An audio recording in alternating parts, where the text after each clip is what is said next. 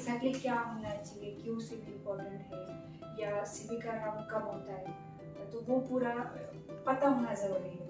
एक एचआर जो होता है आईटी में, मतलब जो हायरिंग करता है, तो वो क्या क्या देखता है उसमें, कैसे ये होता है। तो इसमें से आप सब टेक्निकल बैकग्राउंड से, right, you don't know anything about the HR related activities.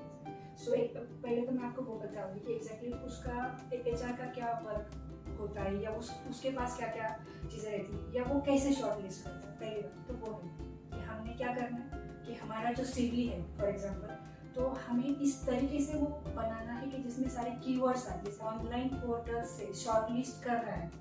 जैसे कि for example let me give you example of naukri.com। आप सब ऑलमोस्ट नौकरी पे रहोगे, राइट।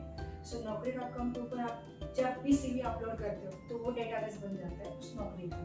तो डेटाबेस में हर एक फील्ड आती है, आपका पर्सनल डिटेल्स होता है, स्किल्स होते हैं, रोल्स होता है, रिस्पॉन्सिबिलिटीज होती है, आपका लोकेशन होता है, आपका प्रायोरिटीज होता है, या आपका जो भी एक मोटिवेशन लाइन रहता है वो भी आप उसमें डाल सकते हो। तो बहुत सारी चीज़ें होती है, वो पूरा डेटाबेस में चला जाता है। अब मान लो कोई आईटी कंपनी हायर कर रही है, ठीक है, तो एचआर के पास एज अ एम्प्लॉयर का एक्सेस होता है। आपने अभी तक नौकरी को सिर्फ एक यूजर की तरह देखा है, you know how to use it and how to update your CV, you have to just post it. Apart from that, you don't know the employer का उसका डैशबोर्ड क्या होता है। सो एम्प्लॉयर के डैशबोर्ड में सबसे पहला फिल्टर होता है स्किल्स, पोजीशन, किस पोजीशन के लिए अप्लाई कर रहे वो एक होता है, दूसरा होता है स्किल्स होता है, तीसरा होता है location. That's all about, he don't care about कि कहाँ से मतलब बिलोंग कर रहे हो आप या क्या। वो सिर्फ ये चीज़ें देखता है कि आपको क्या आता है। सबसे इम्पोर्टेंट फिल्टर वो होता है एंड सबसे लास्ट बट वेरी इंपॉर्टेंट चीज होता है कि फ्रेशनेस। एक फिल्टर होता है फ्रेशनेस, कि जिससे उस एचआर को पता चल जाता है कि ये सीवी कितना फ्रेश है। फॉर एग्जांपल आप अगर अप्लाई कर रहे हो, ठीक है, कोई भी कंपनी के लिए अप्लाई करोगे, आपका सीवी अपलोड कर रहे हो, तो एक डेट नौकरी के पास चला जाए, 4 दिन आपने देखा ही नहीं एप्लीकेशन में जाके, या अपडेट ही नहीं किया कुछ, तो जो रिक्रूटर होता है ना, उसको वो चीज़ दिखती है कि मतलब कि इसने तो अपडेट ही नहीं किया, मतलब शायद इसको जॉब मिल भी गई होगी, तो वो आपको कॉल ही नहीं करेगा। समझ रहे हो। तो इसलिए क्या करना है कि जब भी, क्योंकि एक जो एम्प्लॉयर होता है, रिक्रूटर होता है, जो एचआर होता है, उसके पास तो पूरे इंडिया का डेटा है, मिलियन ट्रिलियन। वो कैसे फिल्टर लगाएगा एज ए ह्यूमन बीइंग। वो क्या करेगा कि लेटेस्ट जॉब फाइंड कौन कर रहा है, मतलब कल किसने अपलोड किया वो आज पहले देखेगा, फिर 2 दिन पुराने देखेगा, फिर 3 दिन पुराने देखेगा, ठीक है। सो ये बहुत इंपॉर्टेंट है। आप सिर्फ एप्लीकेशन के ऊपर एक्टिव हो मतलब आप जॉब देख रहे हो, ऐसा भी नहीं होता है।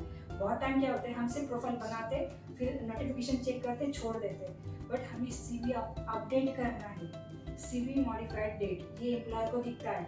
सो इन दैट केस आपको वो सीवी अपडेट करना है, उसमें से कुछ डॉट लाइन कुछ तो चेंज करके उसका अपलोड करना है, ताकि क्या होगा कि एवरी डे आपका सीवी ऊपर दिखेगा। तो एचआर क्या सोचेगा, यार इस बंदे को मैं रोज रोज देख रहा हूँ, ये बहुत ज़्यादा इसको नीड है, ये फाइंड आउट कर रहा है जॉब, अब तो मुझे इसको कॉल करना ही पड़ेगा।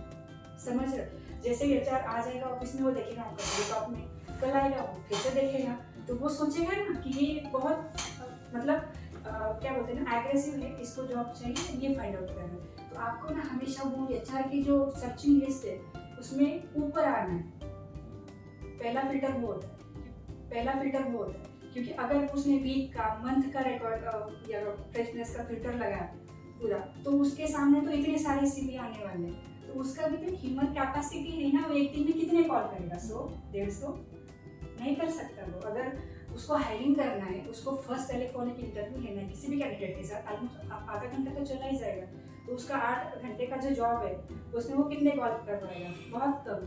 तो इससे अगर आप मतलब आपको लग रहा होगा कि मुझे बहुत टाइम ऐसे एक्सपीरियंस रहता है, किसी का अपलोड किया कुछ कॉल से नहीं आ रहा है मुझे, तो ये जो इश्यू है, ये जो क्वेश्चन है, हर स्टूडेंट का रहता है या हर किसी का होता है, ये आप रिजॉल्व होगा, ठीक है। So these are the simple tricks. पहला फ्रेशनेस, डेली अपडेट करना है कि उस लिस्ट में, एंड फिर जितने भी आईटी कंपनी से जितने भी एचआर है, हर लिस्ट में आप दिखने वाले हो कि नहीं आपने ये अपडेट किया है, आपका सीवी मॉडिफाइड हुआ है, मतलब आपकी स्किल्स में कुछ तो ऐड हुआ है।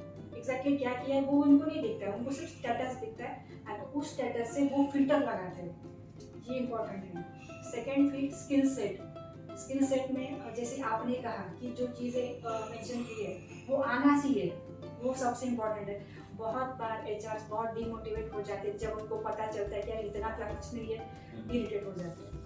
सो वो एक चीज़ है, वो कभी आपको फीडबैक में नहीं बताएंगे, they will never give you feedback कि सीवी कैसे बनाना है, क्योंकि उनके लिए वो डेली का एक है कि वो देख के पता चल जाता है कि यार ये सीवी कॉपी पेस्टेड है या इसने खुद से बनाना है। सो वो बहुत इंपॉर्टेंट चीज़ है। सबसे इंपॉर्टेंट चीज़ जो फ्रेशर्स करते हैं, आप एक्सपीरियंस और बाकी लोगों के लिए स्पेसिफिकली मैं बताऊंगी कि सीवी में अननेसेसरी चीज़ें कभी नहीं डालना है।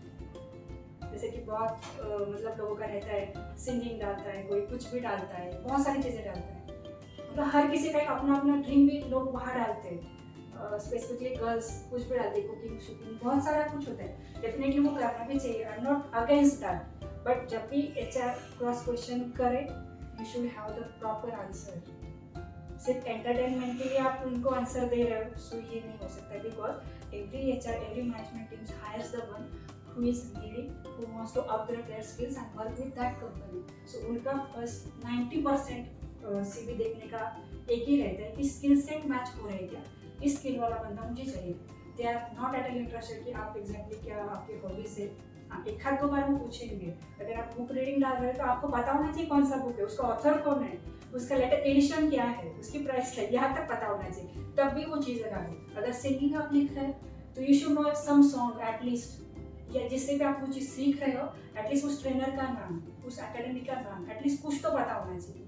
अगर आपको मेरी पैटर्न के बारे में डाल रहे हो तो एटलीस्ट आपने वहाँ पे ड्यूरेशन लिखना है, सब कुछ वहाँ पे लिखना है, स्किल सेट क्या क्या सीखा मैंने, ये सारा सीखा है, तो वो सारा चीज़ उसमें डिटेल में मेंशन, ताकि फिर वो क्रॉस क्वेश्चन नहीं करेगा आपको। अगर आपने ऐसी चीज़ें डाली कि जिसका कुछ क्लैरिफिकेशन नहीं है तो you have to answer that. फिर अगर वहाँ स्टक हो गए तो फिर क्या फायदा है सब करके। So basically I would say कि वो अवॉइड ही करो, वो फिर अवॉइड ही करो।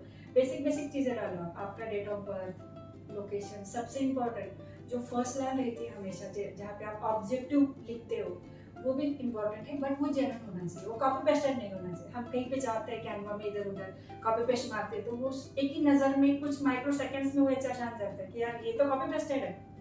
वो जो इतने सारे To know more about education trends and technologies, don't forget to subscribe.